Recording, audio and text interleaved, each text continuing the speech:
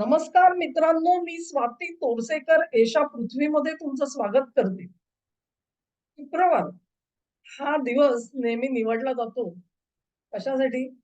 एखादी बँक जर का कोसळणार असेल, तर त्याचं जे डिक्लेरेशन आहे, म्हणजे जाहीर निवेदन जे येतं, ते शुक्रवारी संध्याकाळी येतं. हेतू असा असतो, की त्या बँकेचे जे कोणी गुंतवणूकदार किंवा तिथे ठेवणारे खातेधारक जे असतील, त्यांच्यामध्ये एकच अर्थातच घाबरगुंडी तर उडणारच लोकांची. पण बँकांमध्ये रांगा लावू नये आणि आपले पैसे काढून घेण्यासाठी म्हणून बेचैन होऊ नयेत लोक. म्हणून हे शुक्रवारी संध्याकाळचा मुहूर्त साधारणपणे साधला जातो.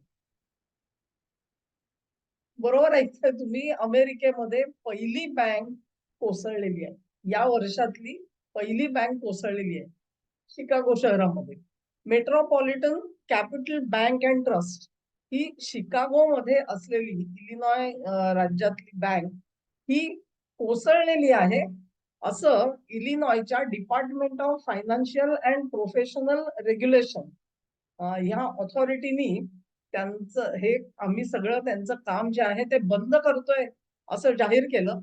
आणि त्याचं कारण त्यांनी असं दिलं की due to unsafe conditions and impaired capital position, म्हणजेच बँकेचं जे भांडवल आहे ते चांगल्या अवस्थेमध्ये नाही आणि ते सुरक्षित नाही, या कारणावरून बँक बंद केली गेली. तिचं काम जे आहे ते सगळं काम हे आधी कदाचित त्याची निगोशिएशन्स म्हणजे वाटाघाटी झाली असती. फर्स्ट इंडिपेंडन्स बँक ह्या बँकेकडे त्याचा सगळा कंट्रोल दिला गेलेला आहे. तुम्ही म्हणाल बँक जर का कोसळली तर मोठी बातमी कशी नाही आलेली? बातमी आली नाहीये ह्याचं कारण असं की ही जी फर्स्ट इंडिपेंडन्स बँक आहे त्या बँकेनी त्यांच्या सगळ्या ठेवी स्वीकारलेल्या आहेत. आणि ह्याचाच अर्थ असा होतो की जे कोणी गुंतवणूकदार आहेत, खातेधारक आहेत, त्या सगळ्यांना आता मेट्रोपॉलिटन कॅपिटल बँकेच्या शाखेमध्ये न जाता फर्स्ट इंडिपेंडन्स बँकेमध्ये जायचं आणि आपले व्यवहार त्यांना सुरळीत करू शकतात. त्यांचे सगळ्या ठेवी ज्या आहेत त्या सुरक्षित आहेत. असं कुठेही झालेलं नाहीये, की बाबा तुम्ही ₹100 ठेवलेत, तर त्यातले 50च रुपये आता बँक तुम्हाला परत देणार आहे. तसं कुठे झालेलं नाहीये. तुम्ही लोन घेतलं असेल, तर तुमचं जे लोन तुम्ही मेट्रोपॉलिटन बँकेकडून घेतलं असेल, त्याची परतफेड सुद्धा तुम्ही फर्स्ट इंडिपेंडन्स बँकमध्ये करायची आहे.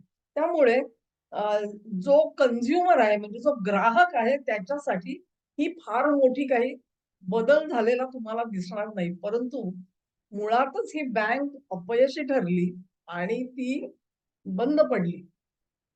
त्याची कारणं काय? ही कारणं आता महत्वाची ठरणार आहे. तसं बघायला गेलं तर ही एक छोटी बँक आहे. छोटी बँक म्हणजे काय? तर म्हणजे वरकरणी तुम्ही बघाल तर जवळ-जवळ $259 मिलियन एवढे त्यांचे ॲसेट आहेत. म्हणजे त्यांची जमा जी आहे ती 259 ॲसेट जमा दाखवली जाते आणि त्यांच्याकडे ज्या ठेवी आहेत त्या 215च्या आसपास आहेत. म्हणजे तुम्ही जर का बघाल की दोघांमधला जो फरक आहे, साधारणपणे 27 कोटी आणि 21 कोटी डॉलर. बराच फरक आहे. तुम्ही म्हणाल मग ही बँक बुडली कशी? बँक बुडायचं कारण काय आहे?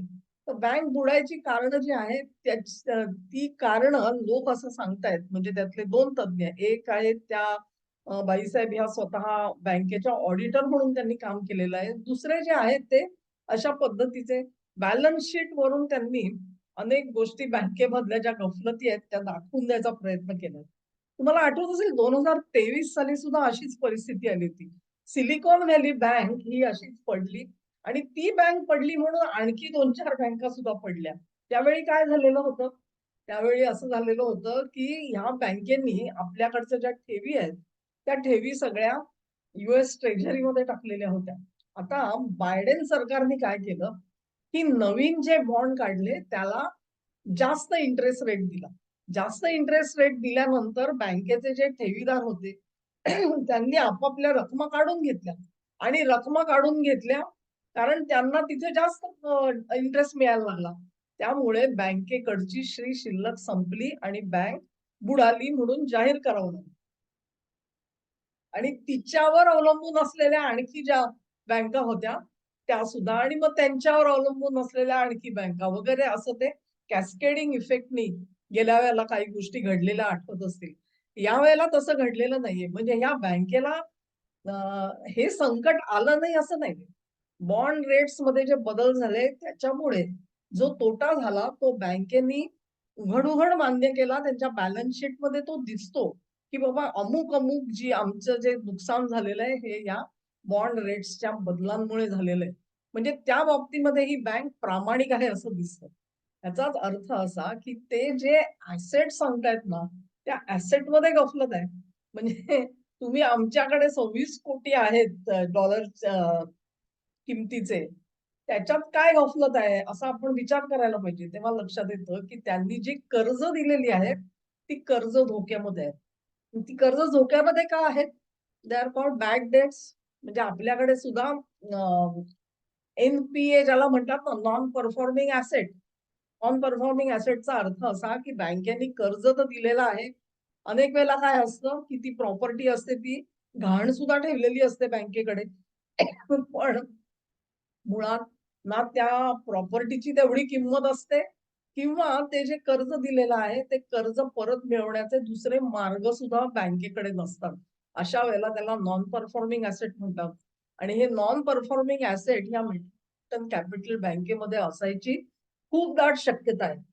एक जे तज्ञ आहेत त्यांनी दाखवून दिलं, की शिकागोमध्ये एक हॉटेल बांधायचं म्हणून कॅनडा मधली एक कंपनी आहे. त्या कंपनीनी बँकेकडून $1 कोटी कर्ज घेतलेलं होतं आणि हे कर्ज काही त्यांना फेडता येईना फॉर व्हेरियस रिझन्स.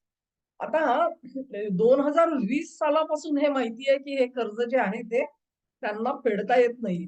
बँकेनी 15 वेळेला त्यांना अटी शिथिल करून दिल्या, की ठीक आहे बाबा हे नाही ना जमत तुम्हाला, मग अशा प्रकारे परतफेड करा, अशा प्रकारे करा, 15 वेळा 15 वेळा रिस्ट्रक्चरिंग करून सुद्धा लोन फिटलेलं नाही. आणि ते असं म्हटलं जातंय, की ते लोन जे आहे तीच एक मोठी डोईजड बाब झालेली आहे. आणि हे जे कारण जे सांगितलं जातं त्याच्यामध्ये त्यांनी 2 महत्त्वाच्या ज्या गोष्टी सांगितलेल्या आहेत त्याच्यामध्ये कमर्शियल इस्टेटला ज्या लोन्स दिली, त्या लोन्समुळे ही परिस्थिती private equity commercial real estate हे 2 जे फॅक्टर्स आहेत ते 2023चा जो बँकेचं फेल्युअर होतं त्याच्यात आणि ह्याच्यातलं साम्य आहे, असं हे तज्ञ सांगतायत. आणि या बाबतीमध्ये तुम्ही बघाल तर जर का अशा प्रकारे ही छोटी बँक आहे आणि त्याच्यामुळे एफ-डी-आय-सी जे आहे त्यांनी अशा पद्धतीने झटापट हालचाली करून कमीत कमी लोकांना त्याचा तोटा होणार नाही, अशी काळजी तर जरूर घेतलेली आहे. पण असं तुम्ही किती बँकांबद्दल करणार? प्रश्न आहे. ही छोटी बँक आहे एक आणि अशा अमेरिकेमध्ये किती बँका नाहीतच. असं कोणी शपथेवर हात सांगू शकत नाही. खास करून आर्थिक परिस्थिती जी हालत नाजूक झालेली आहे, त्या नाजूक परिस्थितीमध्ये हळू हेच वाढत जातं. ह्या एफ-डी-आय-सी साठी अ, एफ-डी-आय-सीला जवळ-जवळ 10 मिलियन ओतावे लागले त्यांच्यासाठी. म्हणजे त्यांना त्या फर्स्ट नॅशनल इंडिपेंडन्स बँकला पैसे द्यावे लागलेले आहेत आणि तेवढाच अनकव्हर्ड भाग आहे असं बँकेचं म्हणणं आहे एफ-डी-आय-सीचं. हळू करत आम्ही बँकेचे ॲसेट्स विकू आणि आमचे पैसे रिकव्हर होतील अशी त्यांनी आशा व्यक्त केलेली आहे. पण ते जी किंमत पुस्तकामध्ये दाखवतायत त्या प्रॉपर्टीची ती जर का वसूल झाली नाही, तर त्या तोट्याचं स्वरूप जे आहे, ते हे 10 मिलियन पुरतं राहणार आहे का ते आणखी मोठं होणार आहे? ह्याचं उत्तर आपल्याला काही काळानंतर मिळणार आहे. पण हा एक धोक्याचा इशारा आलेला आहे.